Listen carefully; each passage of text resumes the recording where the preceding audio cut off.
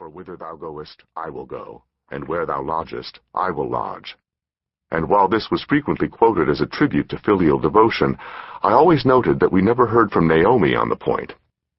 When I came home from church one Sunday and announced that I was going to become a missionary to Africa, Boo immediately declared her intention to become a nurse and accompany me.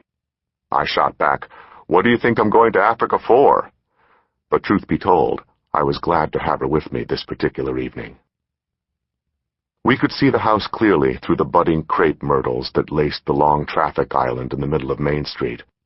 Gerald's family lived in a gracious, older two-story structure with white columns, wide porches, and a carport on one side that must have been built originally for carriages. At least a dozen men with shotguns and rifles stood guard on its porches as Boo and I peered across the corners of Front and Main Streets. A couple of the men were draped in white hoods and robes, but most of them looked for all the world like our own father when he went bird hunting.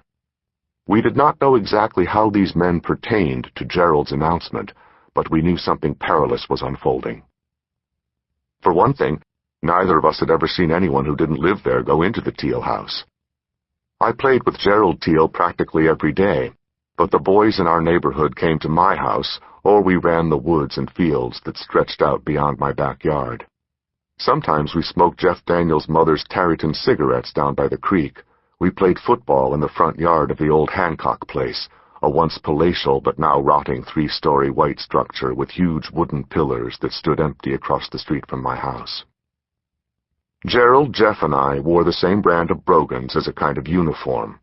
Our look was straight-leg blue jeans, army surplus jackets, and those brownish-orange work boots, and we fought together in the forbidden BB gun wars that raged in our neighborhood on Saturday mornings. Gerald was a slight, olive-skinned boy with dark hair and eyes. He rarely talked much. We considered him a respectably tough kid, a member of the gang in good standing, but he also had a kind of whipped dog manner, a shyness that said something was wrong. You'd say we were friends, but I did not visit in Gerald's house, and as far as I knew, neither did anybody else. All Mama would say, in her offhand, gracious way, was that they weren't really our kind of folks, but it was worse than that. Everybody was afraid of Gerald's daddy, who never spoke in my presence until many years had passed. That night, after kneeling beside the bed with my father to say my prayers as we usually did, I lay me down to sleep on the cool, clean sheets, wondering about what had happened, and fearing, without really knowing what to fear, the things that might happen now. The attic fan in the top of the house pulled the gauzy white curtains inward on a cooling breeze. 2 weeks into May, it was already hot, and not everyone had air conditioning in those days. From my upstairs window, I could see the blinking red light of Oxford's radio tower, the raspy, playful voice of Julius's jukebox, WOXF's little round brown mound of sound, beamed from the transistor radio propped in my windowsill, announcing song dedications. This one goes out from Shirley to SOS, and spinning Otis Redding, James Brown, or Aretha Franklin. Every night that summer, the ominous pulse of Marvin Gaye's I Heard It Through the Grapevine pounded on the airwaves, and what may have seemed a haunting anthem of lost love for some listeners sounded a dire warning to me. Sleep was slow to come. While I slumbered, 6 blocks away, in downtown Oxford, hundreds of young blacks exploded into rage. At least half a dozen people had witnessed the murder in Graball, the black ghetto where Mr. Teal's store was located. Word traveled fast. "This won't no goddamn murder mystery," one of the young blacks spat, "and the son of a bitch lived 3 blocks from the police station."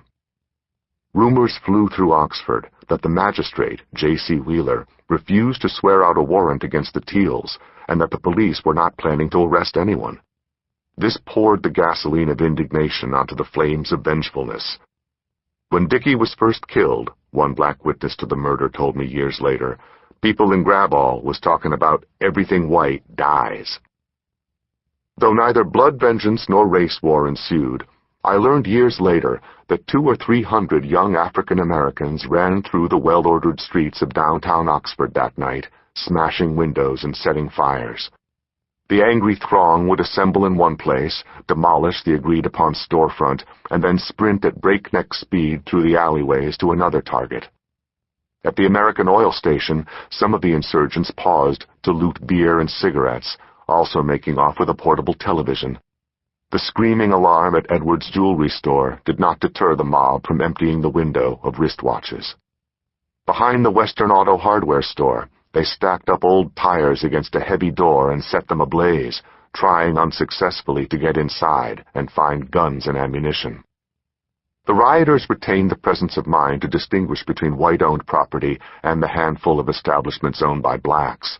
They also pelted passing cars with bricks and bottles, but only those vehicles whose drivers appeared to be white.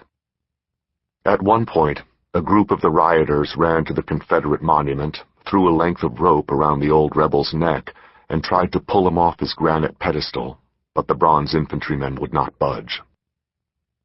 When the first police car arrived, half a dozen bricks smashed the windshield, and the mob heaved the car over onto its side. The terrified officer inside clambered out and ran for dear life. 2 or 3 more squad cars screeched up, but there was little they could do against the small, angry army in the streets. Some whites criticized Mayor Curran the next day for not ordering his handful of men to shoot down the rioters.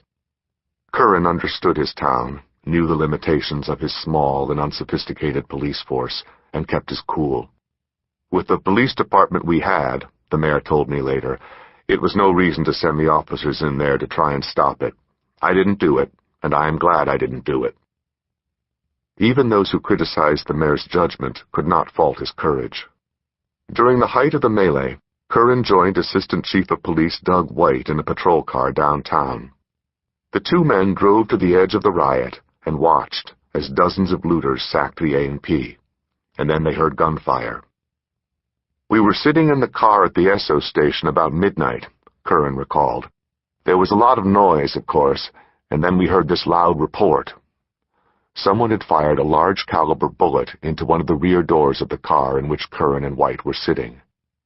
The shot seemed to come from behind a low retaining wall 20 feet away, but the 2 city officials did not drive away. Mayor Curran later discounted the possibility that anyone had aimed the bullet at either one of them. I think anyone shooting at that distance that wanted to shoot me, they could have shot me that close. Curran and White stayed in the car, keeping an eye on things, moving the car only when the epicenter of the violence moved, but not trying to interfere with the riot.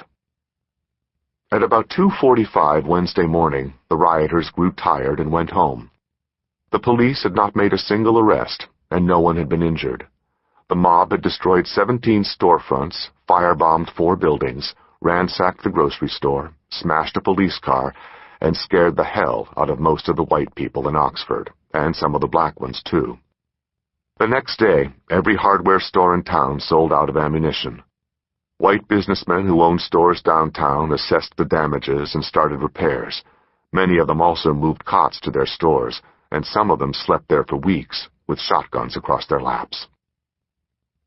Though things settled down during the day, the rioters awaited news from the courthouse of any possible arrests in the killing. A handful of black Vietnam veterans began to meet down at McCoy's pool hall and out at the Soul Kitchen, discussing strategies and plotting tactics. Although their elders generally disapproved, young blacks celebrated the riot gleefully and toted up the financial costs they had inflicted upon whites. At last, they felt, the white people who ran Oxford would have to listen to them, and the sole reason for that was that they had finally resorted to open revolt.